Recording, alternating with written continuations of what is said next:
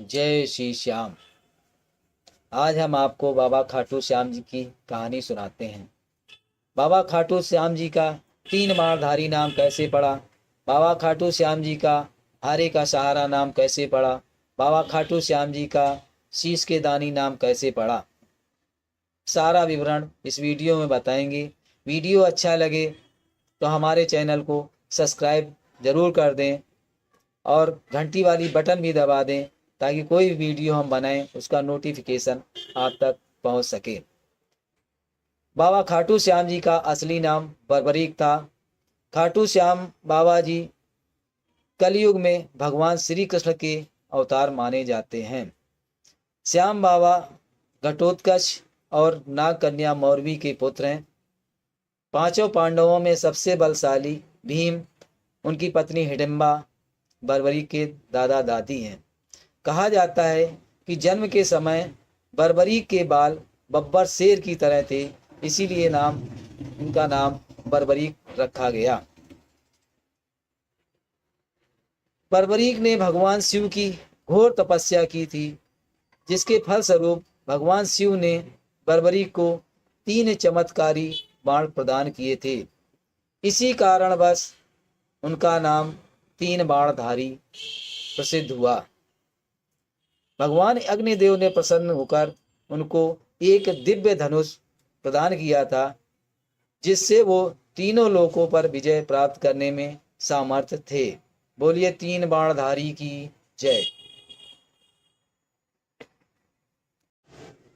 जब कौरव पांडवों के युद्ध होने की सूचना बर्बरीक को मिली तो बर्बरीक ने भी युद्ध में जाने का निर्णय लिया और अपनी मां से हारे हुए पक्ष का साथ देने का वचन देकर युद्ध के लिए निकल पड़े।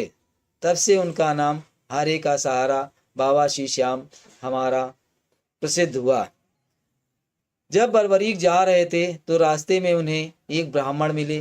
ब्राह्मण ये कोई और नहीं, स्वयं भगवान श्री कृष्ण थे। भगवान श्री कृष्ण ने बर्बरीक से पूछा, आप सिर्फ 3 बाण लेकर युद्ध में लड़ने जा रहे हैं, 3 बाण से कोई युद्ध जीतता है? बर्बरीक ने कहा, हमारा 1 बाण ही पूरी सेना समाप्त करने में सक्षम है। उसके बाद भी वो बाण नष्ट ना होकर हमारे तर्कस में वापस आ जाएगा।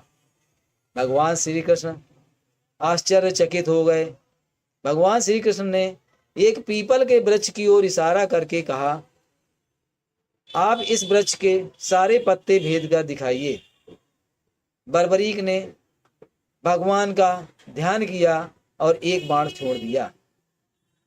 उस बाण ने पीपल के सारे पत्तों को छेद दिया और ब्राह्मण बने भगवान श्री कृष्ण के पैरों के चारों तरफ घूमने लगा। भगवान श्री कृष्ण ने एक पत्ता अपने पैरों के नीचे छुपा रखा था। बर्बरीक ने ब्राह्मण से कहा, हे ब्राह्मण देव, आप अपना पैर हटा लीजिए, वरना ये बाण आपके पैर को भी भेद देगा। भगवान श्री कृष्ण बर्बरीक के पराक्रम से बहुत प्रसन्न हुए और उन्होंने पूछा कि बर्बरीक, आप किस पक्ष से युद्ध लड़ना चाहेंगे? बर्बरीक ने कहा, हम अपने वचन के हिसाब से जो हारेगा उसी पक्ष के तरफ से युद्ध लड़ेंगे। तभी से उनका नाम हारे का सहारा बाबा श्री श्याम हमारा प्रसिद्ध हुआ। यह सुनकर भगवान श्री कृष्ण आश्चर्यचकित रह गए, क्योंकि कौरवों ने योजना बनाई थी कि पहले दिन वो कम सेना लेकर युद्ध करेंगे और कौरव जब ये कम सेना लेकर युद्ध करेंगे तो वो हारने लगेंगे। जब हारने लगेंगे तो बर्बरीक उनकी तरफ से युद्ध करने आ जाएंगे और उनका 1 बाण ही पांडवों की सारी सेना को नष्ट कर देगा। भगवान श्री कृष्ण विचार मग्न हो गए। उन्होंने बर्बरीक से एक दान देने का वचन मांगा। बर्बरीक ने ब्राह्मण को दान देने का वचन दे दिया। जब बर्बरीक ने वचन दे दिया तो ब्राह्मण ने कहा, दान स्वरूप उन्हें बर्बरीक का सिर चाहिए। बर्बरीक समझ गए ये कोई साधारण ब्राह्मण नहीं है। उन्होंने प्रार्थना की कि हे ब्राह्मण, आप अपने असली रूप में प्रकट होइए। तब भगवान श्री कृष्ण अपने असली रूप में प्रकट हुए और उन्होंने बर्बरीक को दर्शन दिए। बर्बरीक ने कहा, हे देव, मैं अपने वचनानुसार शीश दान देने के लिए तैयार हूं, लेकिन मेरी एक आखिरी इच्छा है कि हम अपनी आंखों से सारा युद्ध देखें। भगवान श्री कृष्ण ने प्रसन्न होकर बर्बरीक को आशीर्वाद दिया और भगवान श्री कृष्ण ने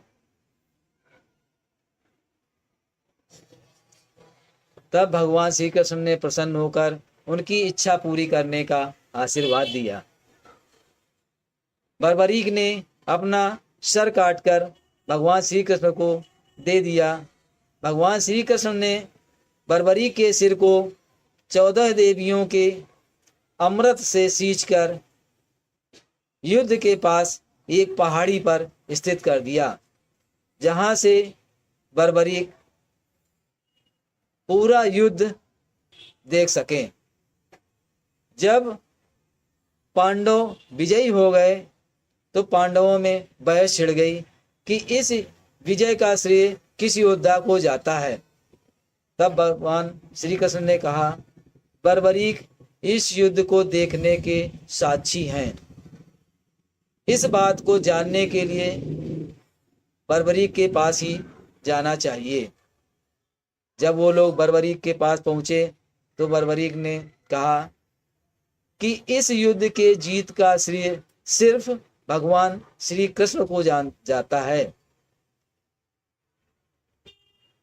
ये बात सुनकर भगवान श्री कृष्ण बर्बरीक की महानता को